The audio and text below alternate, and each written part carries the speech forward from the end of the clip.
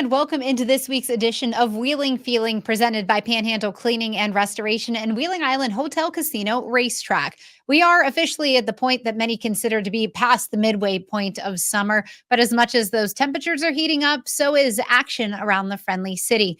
There's plenty of events and festivals coming your way over the next few weeks, and of course, we're going to be here to break a lot of those down. Now, if you're somebody who likes good food, good music, dancing, and just a generally good atmosphere, this next event we're going to be talking about is just for you. I'll have much more on the Wheeling Grecian Fest coming up in 30 seconds.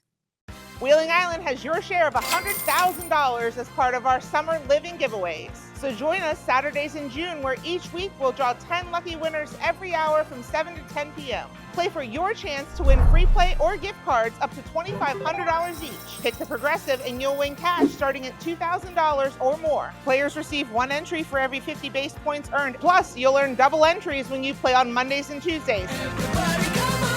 Only at Wheeling Island Hotel Casino Racetrack. Now, one of my favorite weeks of the year is one that involves some really good Greek food. The Grecian Fest kicks off in Wheeling later next week. Gus Kayafas is one of the people who make sure this thing runs smoothly and is a lot of fun every year. Gus, can you tell me a little bit about the history of Grecian Fest and how much it's grown in the city of Wheeling? Okay, yeah, good morning, Jaime. We had started the Grecian Fest at St. John the Divine Orthodox Church back in 2001. And it was then just a one-day outdoor festival in our parking lot. And since that time, it has grown from a one-day to a two-day, and now up to 4 days, which this year will be July 24th through the 27th. That's Wednesday, Thursday, Friday, Saturday. And it encompasses now not only our church parking lot, but almost an entire block of Chaplain Street from 22nd to 23rd Street. So it's grown quite a bit, and we are going to probably stop there. Well, I know that, there's a lot to do with the food, there's dancing, things like that, but this is also a chance for you guys to show off the church a little bit. Tell me a little bit about the church and why you guys kind of incorporate, these fun times, but also with your faith. Right. Well, it is, we have looked at this as a ministry and really outreach. It's not a secular event. It's not really separate from our church. Although we call it the Grecian Fest, it really is an opportunity for our church to share the faith, which is the Greek Orthodox or Orthodox faith. It's an ancient faith and very traditional, very meaningful, scriptural, and sacramental faith.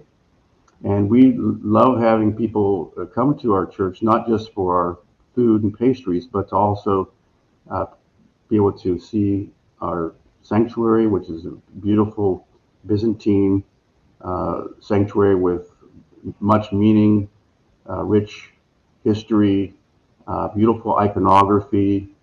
We have 3 church tours that are conducted daily. And we also finished the day off with a live exhibition of our youth choir. They sing traditional Byzantine hymns. And our father, Demetrius Tsakouris, conducts these church tours. And they're more of an introduction to the Orthodox faith as well. Not just a church tour of like the nuts and bolts, so to speak, of the church. And there's so many people who are interested and have so many questions. And he takes the time to answer all of them. And people are really searching for the faith that has more meaning, more rich, more truthful, doesn't bend to the woes of the world, and is very steadfast. So that's a beautiful part about the festival. And, along with that, of course, we celebrate and we're festive because we have hope in the salvation. And that's something to be festive about. And our culture and our faith is really linked together. Particularly the immigrants who came to the United States in the 20s and 30s and 40s, brought their faith and their culture together. So the culture and the church are really one. They really can't separate them. And it has been sort of the hub of our lifestyle, since we were born. So that being said, we like to share that, and people would like to partake of it. So, and you can't. There's so many people I'm finding that have never been to the Grecian Fest, and I'm hoping with today's podcast we can reach a few more people to at least come and try it for one day. I think once they come, they'll come back. Absolutely. I Yeah. was going to say, I know every time I've been down there, it's a cool atmosphere. Not only, it smells amazing, obviously, hmm with the food, but you've got the music, you've got people there selling things. You've got the dancers. What are some of the events that come along with this that you think people will really like or may not even know that is a part of this event? Okay. Well, first of all, we were open from 11 a.m. until 9 p.m. All 4 days, and it includes not only our outdoor gyro tent and taverna food and cafanil. You can get frappes and fugamadas, which are the fried honey balls. All that outdoor food is great out there. That's all part of the festivities. But we also have an indoor gourmet food line up on the second floor of our Lennox Center, in which we have, I think, over 10 different types of dinners, and we also sell the pastries there. We're also doing live cooking demonstrations, I think at 2 o'clock and 4 o'clock every day. And we're teaching people how to work with phyllo dough, which is that fine pressed uh, uh, dough made into almost like paper thin. And you'll see that used in so many, not only Greek pastries, but other types of dishes too. So we have a fun with phyllo class, and then there's another class called This is How Greeks Roll. And it will be foods that are rolled. And we did grape leaves last year. Those are rolled. This year we're going to be doing rolled twisted cookies, Greek butter cookies of some type. So that's fun. Again, at 2 o'clock and at 4 o'clock every day.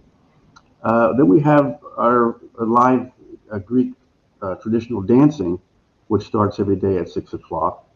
And we have children from the age of 3 up to 21 years old that participate. So I think we have three age groups.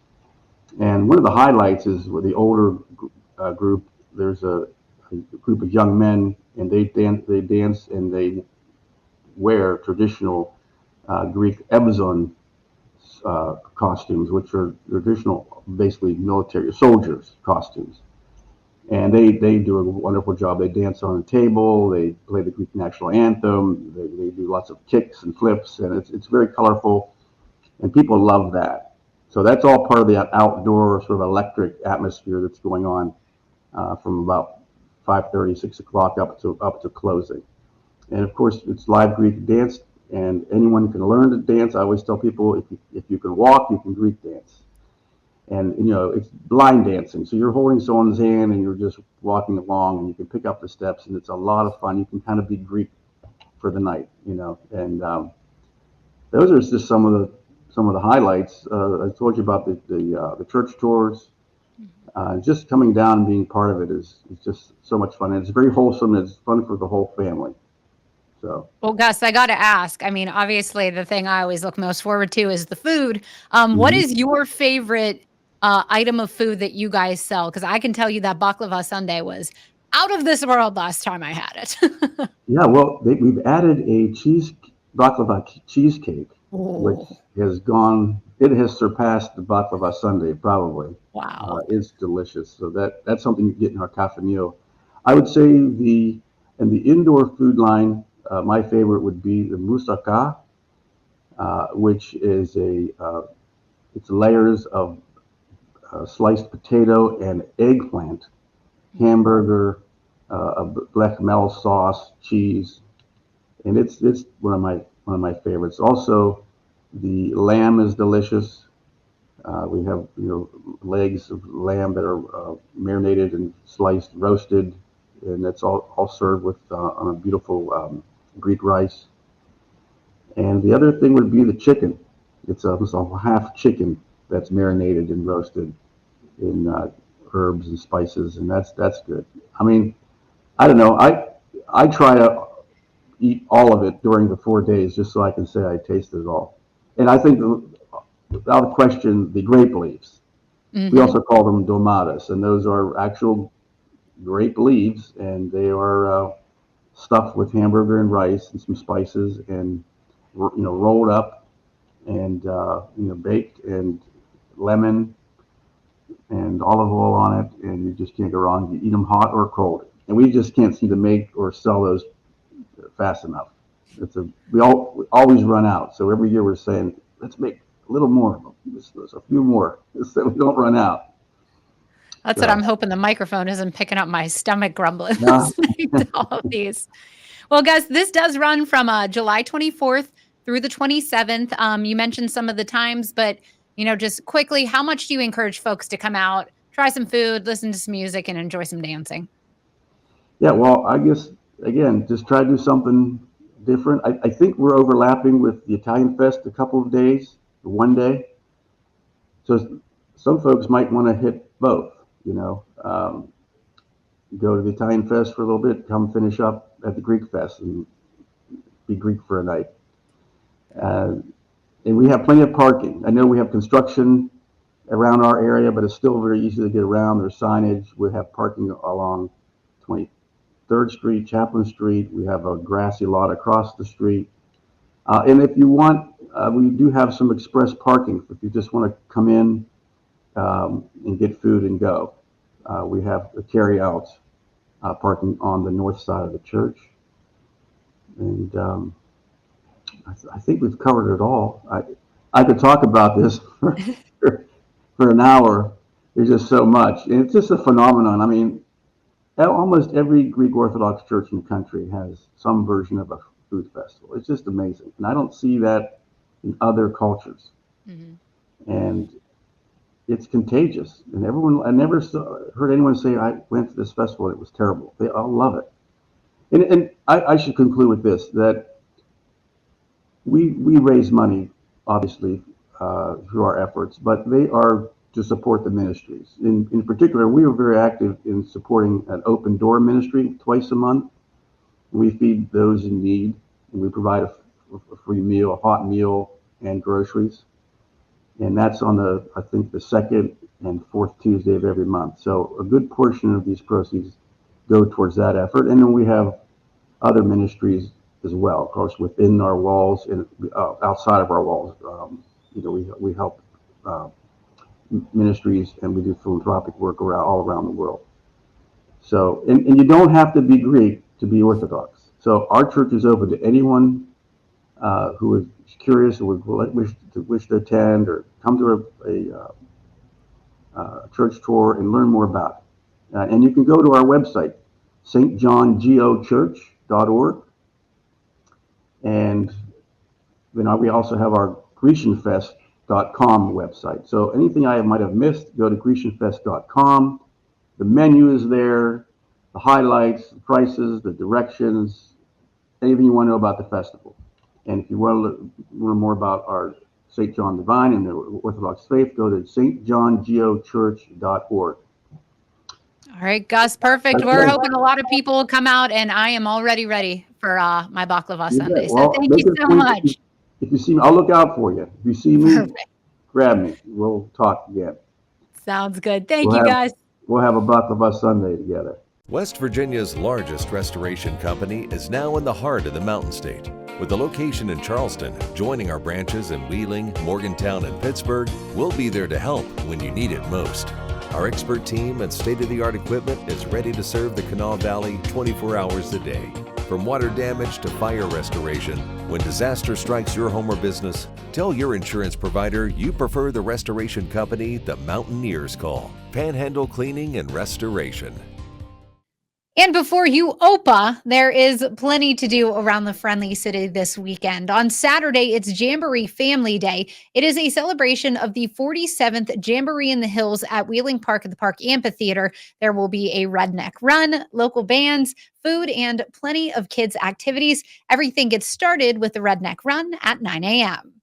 Saturday is also the YWCA's mini-con. It's the 5th year for the event, and this year it's going to be held at the Vance Church. Now, this is something you might really like if you want to get out there and see somebody like The Flash, or even have a chance to buy things like comic books or action figures or different collectibles.